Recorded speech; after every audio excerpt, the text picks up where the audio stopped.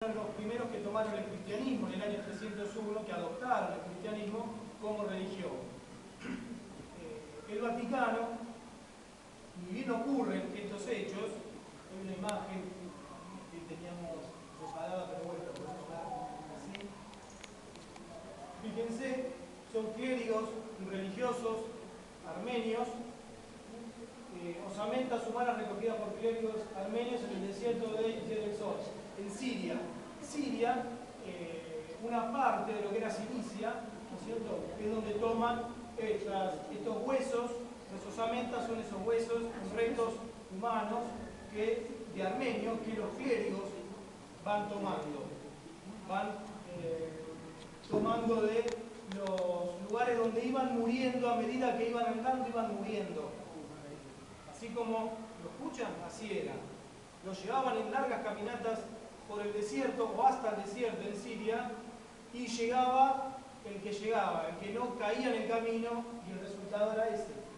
Terminaban siendo cadáveres que iban quedando ahí a mitad de camino. Ante esta situación, la Iglesia Católica, desde el Vaticano obviamente, trata de impedir de toda manera que esto se siga llevando a cabo.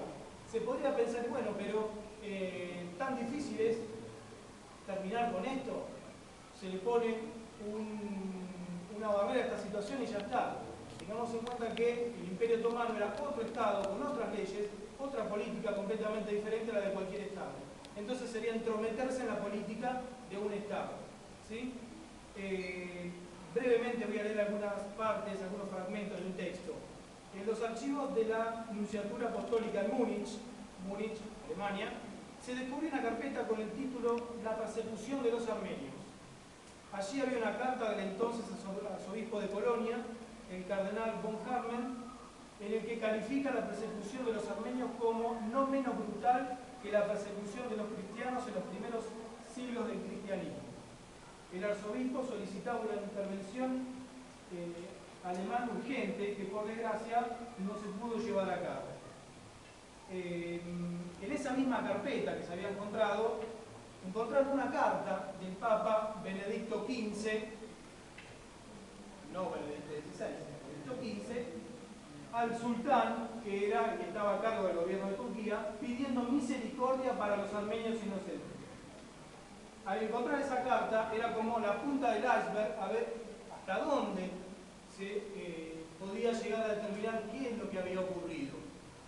Paralelamente a lo que los historiadores, los políticos iban investigando, también la Iglesia iba tratando de detener, o por lo menos que no sea esto una política de Estado por parte del Imperio Otomano. El descubrimiento más sorprendente fue que el genocidio armenio era, de hecho, solo una parte de un plan de exterminio más grande. El plan de exterminio de todas las minorías no musulmanas en el Imperio Otomano, que lo llevaban a cabo los jóvenes turcos. Creo que también mencionaban el tema de los jóvenes turcos. ¿El tema cuál era? Habían estudiado en Europa, se habían preparado, particularmente en Francia y en el Reino Unido, se habían preparado y habían absorbido las ideas de nacionalismo. ¿Qué es lo que aplicaron esto a su Turquía o a su Imperio Otomano natal?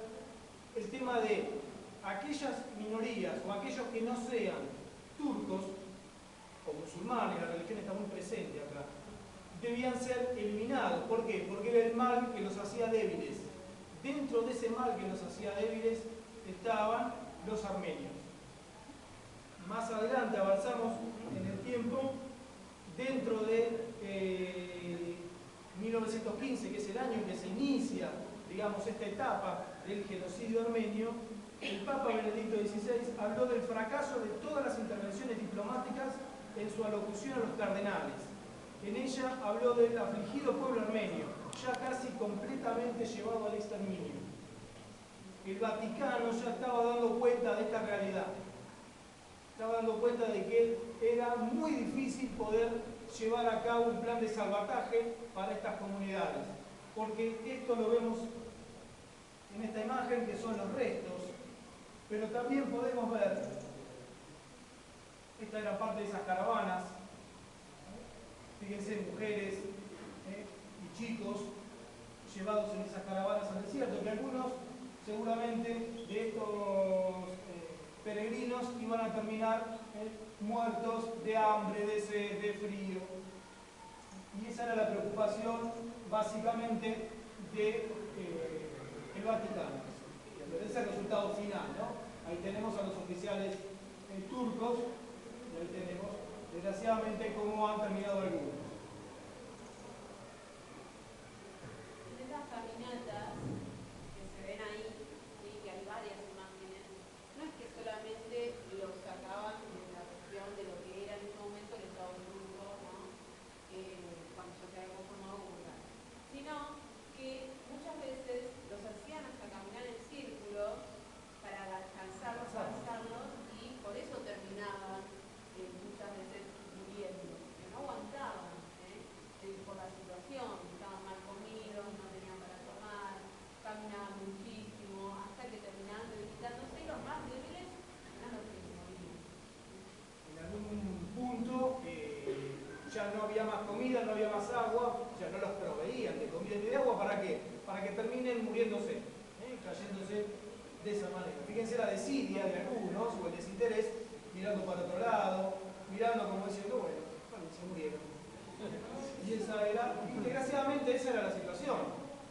Terminaban de esa manera. Bueno, había una orden, era un plan sistemático, es decir, había una orden de que había que hacerlo, entonces no es que había como un convencimiento en el ejército o en la población de que había que terminarlo. Había que aplicar esa Por política. eso está bueno relacionarlo con estas políticas de, digamos, diferenciar al otro, de ponerlo como un negativo, como una amenaza, un convencimiento de que ese era el fin, digamos, ¿sabes?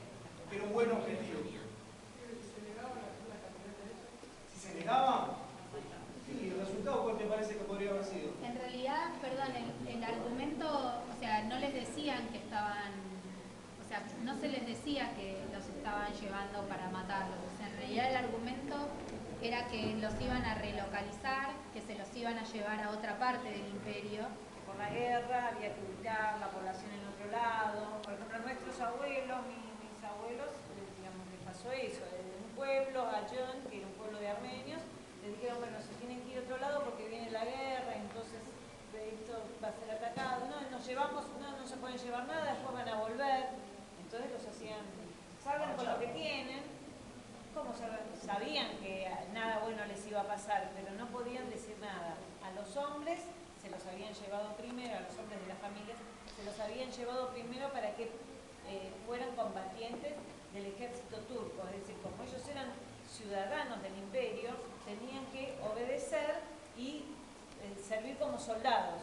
Y eran los soldados, como se ve en la foto de las cadenas que vos nombraste en la película, bueno, como contó Arutiún en la película, que era la última vez que había visto a su padre y que nunca más después lo vio, bueno, se los encadenaba y se los llevaba a hacer trabajos forzosos o a luchar para la guerra, para el ejército turco. Y a las mujeres y a los niños y a los ancianos, bueno, lo que veían en las caravanas, de que se los obligaba a caminar. Si se negaban a hacerlo, la verdad que nosotras particularmente preferimos no entrar en detalles de lo cruel que fueron las metodologías de matanza, pero realmente fueron crueles, con metodologías muy crueles, porque también se ve como durante la Shoah, en el Holocausto judío, la metodología va avanzando, ¿no? Así como la ciencia va avanzando. En 1915 eran metodologías muy rudimentarias y muy crueles. Digamos, a cuchillazos se los mataba de esa manera, ni siquiera con armas. Las armas era el arma blanca. Si uno pone en el buscador de Google, hay un montón de imágenes que mejor, la verdad, ni ver. Por eso yo seleccioné simplemente algunas, las menos crueles, para que veamos la realidad como era.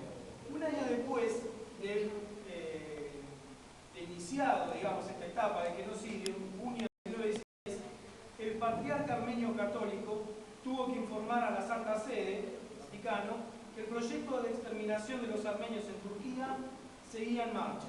Los armenios exiliados son expulsados continuamente al desierto y despojados de todos los recursos vitales. Ellos perecen miserablemente por el hambre, las enfermedades y el clima extremo. Es cierto que el gobierno otomano ha decidido eliminar el cristianismo de Turquía antes de que la Primera Guerra Mundial llegue a su fin. Y todo esto sucede a la cara del mundo mundial. Un año de iniciada esta etapa del genocidio, fíjense que ya estaban informando los mismos armenios, el patriarca de los católicos armenios, todo lo que estaba ocurriendo, que se va a repetir en el tiempo hasta 1923 aproximadamente. Una carta escrita por el superior de los capuchinos en Erzurum, ciudad del noroeste de Turquía, en octubre de 1915, afirma: el castigo de la nación armenia por supuestas revueltas no es más que un pretexto utilizado por el gobierno turco masónico para exterminar a todos los elementos cristianos en este país. O sea, seguimos con el tema de las denuncias y por el momento más de eso no se podía hacer. Tengan en cuenta que era una situación totalmente ilógica para un Estado, en un marco, como decían acá, de guerra mundial, ¿sí? De revuelta. Estaba convulsionado, Primera Guerra Mundial, acá algo se puede ver en la línea de tiempo que presenta la profesora. Turquía, con el paso del tiempo, intenta fanáticamente, por todos los medios, desacreditar los acontecimientos de 1915 y 1916. Una cosita que me quedó cuando hablaba sobre esto del nacionalismo, el no reconocimiento del Estado turco, y previendo el centenario, la conmemoración, no el festejo ni la celebración, la conmemoración de los 100 años del genocidio. Turquía, en gran parte de los países del mundo, trató de hacer lobby para que la gente, en lugar de estar pensando en esto, que iba evidentemente a estar sobre la mesa para discusión, trató de colocar algunas cuestiones para taparlo. Y una de esas, se dice, puede ser que haya sido así, es la novela esta que están pasando, Las Mil y una Noches, ¿sí? La novela turca, que no es que va a tapar, porque no lo va a tapar el genocidio en una novela, pero ¿qué es lo que hace? Quita la atención momentánea, quita el foco de atención momentánea a esta realidad. Puede haber sido por eso o no, pero es demasiada coincidencia quizá que ocurra en este momento, porque esa novela, tengan en cuenta que no es actual, sino que tiene como 10 años, 6 años lo que tiene. Sí, igualmente está enmarcada también una política de expansión de Turquía, ¿no? Turquía es un país, un estado que, bueno, que tiene como pero tiene una economía con mucha potencia, quiere como instalar que sea aceptada por Europa para poder formar parte de la Unión Europea. El tema del reconocimiento del genocidio es un obstáculo para ser aceptada en la Unión Europea y ellos, bueno, quisieran, digamos, Turquía quisiera pertenecer a Occidente. Y realmente, bueno, como contaba Carolina, tiene muchas políticas de censura y antidemocráticas y digamos, en principio no solo está el reconocimiento, o la negación del reconocimiento del genocidio, sino también de parte de su historia, ¿no? Un pueblo que no puede aceptar su historia, muy difícilmente puede ser, digamos, democrático completamente. Bien, y en relación, avanzamos un poquito en el tiempo y en relación a esta cuestión de la Iglesia, del genocidio, hay 3 momentos particulares de los últimos tiempos, de los últimos 15 años, por así decirlo, que hubo acercamiento y reconocimiento, por otro lado, de la Iglesia Católica para con la comunidad armenia. El 10 de noviembre del año 2000, Juan Pablo II y el Patriarca Supremo de Católicos, así es, ¿no? Católicos, sí, de todos los armenios, Karekin II, emiten un comunicado en el cual expresan que el genocidio armenio fue un prólogo de los horrores que seguirían: guerras mundiales, conflictos religiosos y demás cuestiones. Al año siguiente, en el 2001, en la ciudad armenia de Chmiadzin, que queda a kilómetros al norte de Yerevan, ambos religiosos declaran que el exterminio de 1,5 millones de cristianos armenios en lo que generalmente se refiere al primer genocidio del siglo XX, son tragedias que aún viven en la memoria de las generaciones actuales. Rezaron por sus almas y luego, 4 segundos, elevó una plegaria en el memorial de Sisnagapert. Tienen muchas cetas. Ese que figura ahí. Es un memorial donde funciona el museo. El museo de Bien. Hace 2 meses fue la charla, digamos, la misa que Francisco dio en la Basílica de San Pedro, en la cual menciona, vamos a ser textuales, como atroz y descabellado exterminio del pueblo armenio, un episodio del que actualmente se cumple el primer centenario y que calificó como el primer genocidio del siglo XX. Eso fue el 12 de abril. Al otro día, el presidente Erdogan, presidente de Turquía, quiero leer textual para que vean hasta dónde continúa esta política de negacionismo. El presidente Erdogan le contestó al Papa Francisco: cuando los religiosos hacen de historiadores, dicen estupideces. Las palabras del Papa Francisco durante la misa dedicada a las víctimas del genocidio fueron una especie de cachetazo directo a la cara del presidente Erdogan.